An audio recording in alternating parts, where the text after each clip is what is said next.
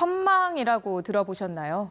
노인 입원 환자의 20%가 겪을 정도로 흔한 증후군인데요. 보이는 증세는 치매와 비슷하지만 증상이 더 가벼워 되레 더 위험할 수 있다고 합니다. 김연경 앵커가 취재했습니다. 경기도의 한 요양병원입니다. 150명 정도의 환자가 입원해 있습니다. 낮엔 비교적 상태가 양호합니다. 칼로 쓰면 칼로 나간다. 이거를 한 거예요. 선생님 너무 똑똑하시다. 하지만 밤엔 사정이 달라집니다. 아까 전에 왜 소리 지르셨어? 이렇게 그러나 이내 멀쩡해집니다. 그러다가도 몸에 통증이 있거나 컨디션이 나쁘면 또 그럽니다.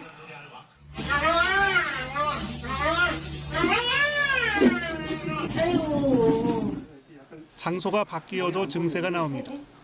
제주도에 가족여행을 갔는데 이렇게 바다가 보이는 카페에 앉아 있었어요. 근데 이렇게 바다를 보면서 저기 전쟁이 났다고 포를 쏘고 함선이 왔다 갔다 한다고 막 그런 얘기를 하시더라고요. 그래서 저희는 당황했죠. 이게 무슨 소린가. 일시적인 인지장애, 선망입니다. 뇌가 일시적으로 고장나는 증후군입니다. 입원 환자 5명 중 1명이 겪을 정도로 흔한 증후군입니다. 증상은 다양합니다.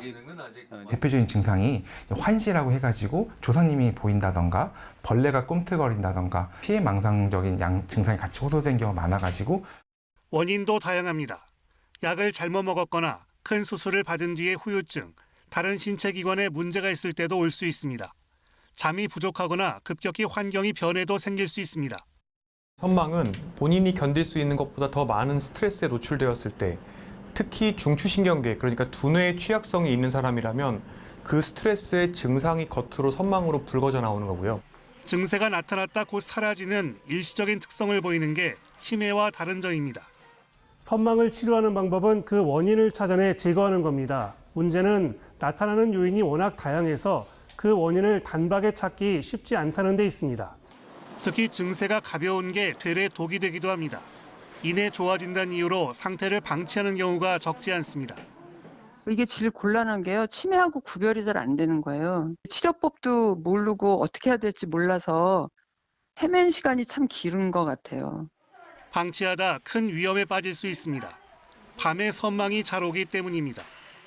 안타깝게도 요양병 입원하신 대다수는 보행장애에 동반되어 있는 상황이기 때문에 특히나 이런 선망 증상이 야간에 발생하면서 앞으로 밖으로 나오신 경우에는 낙상 같은 문제들이 생긴 경우가 상당히 많습니다. 또 선망이 치매로 이어질 수도 있습니다. 어르신들이 갑자기 이치에 맞지 않는 말씀을 하신다거나 또는 의사소통이 잘 안 된다고 하면 사실은 그때는 병원에 가서 진료를 받아보는 게 맞고요. 선망 증상이 있다면 먹는 약제를 점검할 필요가 있습니다. 수면 패턴을 일정하게 유지해야 합니다. 가족들이 옆에 있으면 증세가 나아지기도 합니다.